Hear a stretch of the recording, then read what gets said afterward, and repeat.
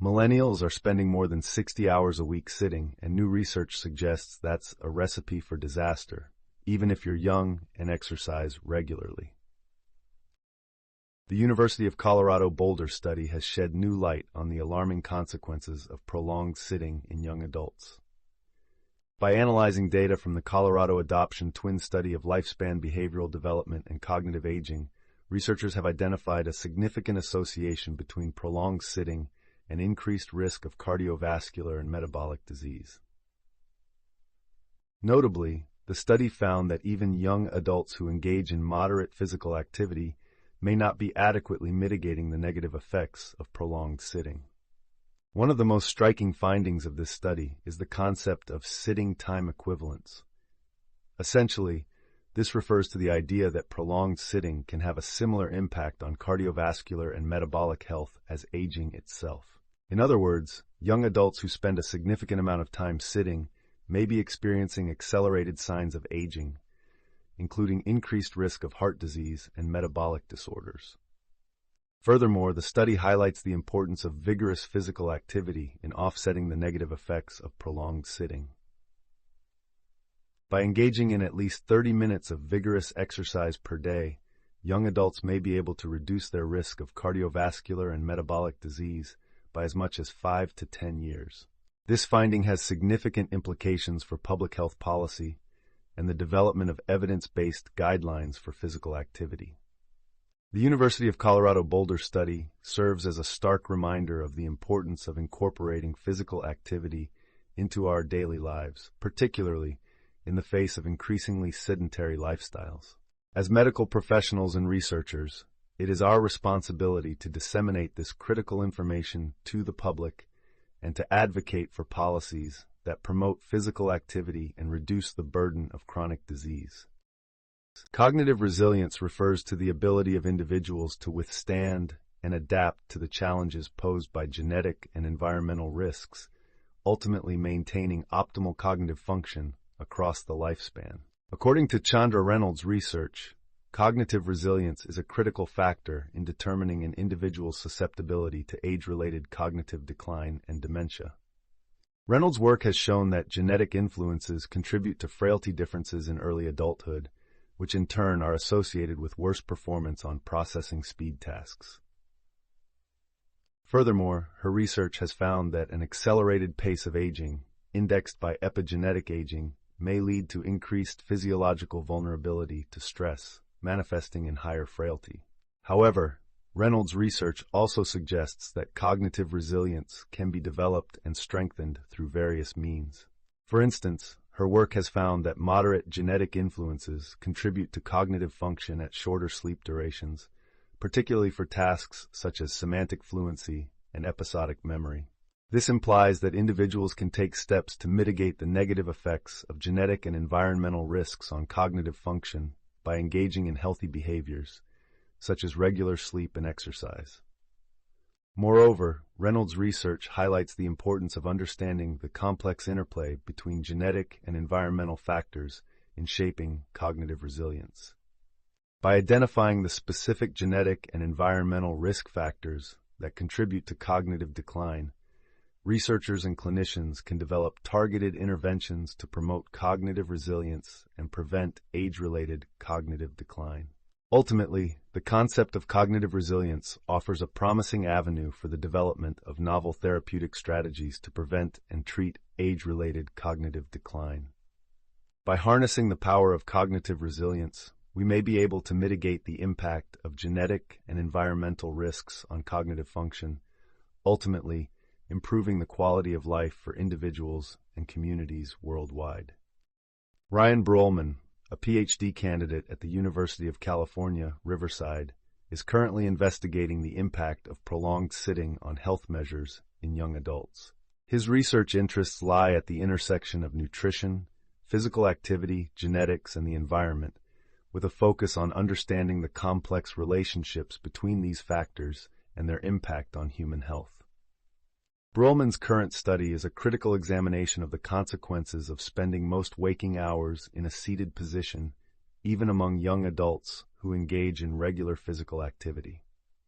By analyzing data from the Colorado Adoption Twin Study of Lifespan Behavioral Development and Cognitive Aging, Bruhlman is exploring the relationship between sitting time, physical activity, and health indicators such as body mass index, BMI, and total cholesterol high-density lipoprotein ratio, TCHDL. One of the key aspects of Bruhlman's research is the concept of sitting time equivalence, which suggests that prolonged sitting can have a similar impact on health as aging itself. His study aims to shed light on the mechanisms underlying this phenomenon and to identify potential interventions that can mitigate the negative effects of prolonged sitting on health measures in young adults. Bruhlman's work has significant implications for public health policy and the development of evidence-based guidelines for physical activity. By understanding the impact of prolonged sitting on health measures in young adults, researchers and clinicians can develop targeted interventions to promote healthy behaviors and reduce the burden of chronic disease. Furthermore, Bruhlman's research highlights the need for a more nuanced understanding of the relationship between physical activity and health. While regular physical activity is widely recognized as a critical component of a healthy lifestyle, the study suggests that even among young adults who engage in regular physical activity, prolonged sitting can have significant negative effects on health measures. Ultimately, Bruhlman's research aims to contribute to a better understanding of the complex relationships between physical activity, sitting time, and health outcomes in young adults. By shedding light on the mechanisms underlying these relationships, his study has the potential to inform the development of novel interventions and policies that promote healthy behaviors and reduce the burden of chronic disease. The study on prolonged sitting has significant policy implications that warrant attention from policymakers and public health officials. One of the most critical takeaways from this research is the need for policymakers to revisit physical activity guidelines to reflect the latest evidence on the risks associated with prolonged sitting. Current physical activity guidelines often focus on the importance of regular exercise and physical activity, but they do not provide clear guidance on the risks associated with prolonged sitting. This study suggests that even young adults who engage in regular physical activity may be at risk for cardiovascular and metabolic disease if they spend too much time sitting. Policymakers must consider the need to specify how much sitting is too much and to develop evidence-based guidelines that promote healthy behaviors. This may involve revising physical activity guidelines to include recommendations on reducing sitting time and incorporating more frequent breaks for physical activity throughout the day. Furthermore, policymakers should consider the need to implement policies that promote physical activity and reduce sitting time in various settings, such as workplaces, schools, and communities. This may involve implementing policies such as standing desks, walking meetings, and active transportation options. The study also highlights the need for policymakers to consider the social determinants of health and to develop policies that address the root causes of prolonged sitting, such as socioeconomic status and access to physical activity opportunities.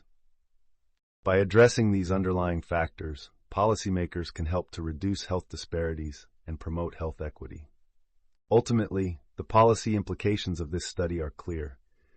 Policymakers must take action to promote physical activity and reduce sitting time in order to prevent cardiovascular and metabolic disease in young adults.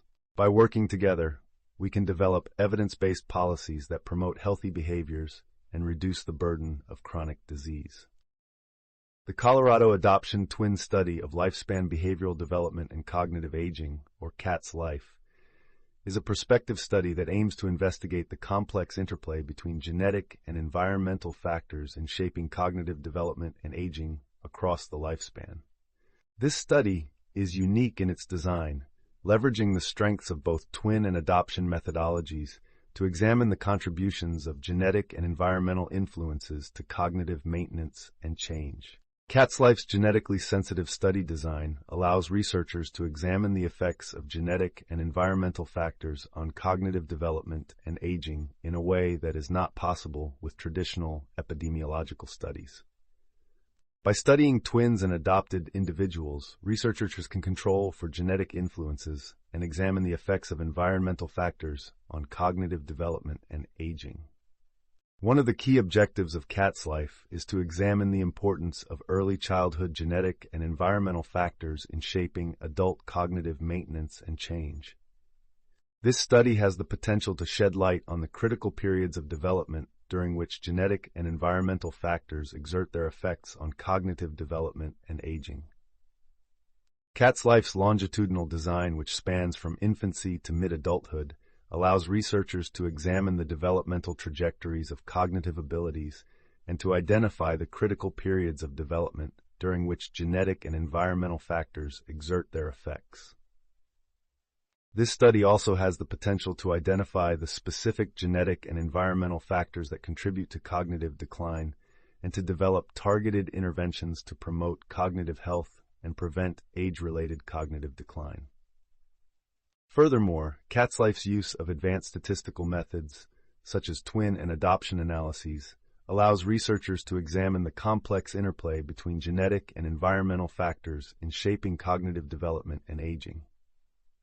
This study has the potential to shed light on the mechanisms underlying cognitive development and aging and to identify the specific genetic and environmental factors that contribute to cognitive decline. Ultimately, the design and objectives of Cat's Life make it an invaluable resource for researchers seeking to understand the complex interplay between genetic and environmental factors in shaping cognitive development and aging across the lifespan. By examining the critical periods of development during which genetic and environmental factors exert their effects, this study has the potential to identify the specific genetic and environmental factors that contribute to cognitive decline and to develop targeted interventions to promote cognitive health and prevent age-related cognitive decline. Technical summary.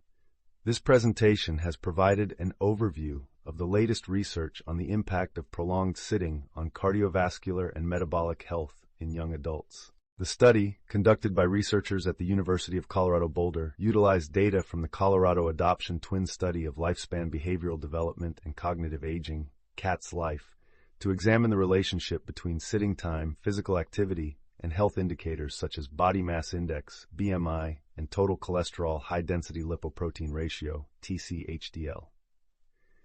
The study found that prolonged sitting was associated with higher TC-HDL and BMI levels, and that even young adults who engaged in regular physical activity may be at risk for cardiovascular and metabolic disease if they spend too much time sitting. The study also highlighted the importance of vigorous physical activity in offsetting the negative effects of prolonged sitting. Additionally, this presentation has discussed the research interests and current study of Ryan Bruhlman, Ph.D., candidate at the University of California, Riverside, who is investigating the impact of prolonged sitting on health measures in young adults.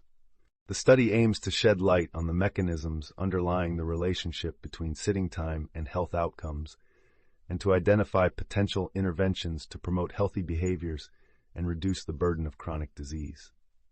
This content is the product of Aura, produced with Intellect Cascade, a research product of Big Blue Ceiling.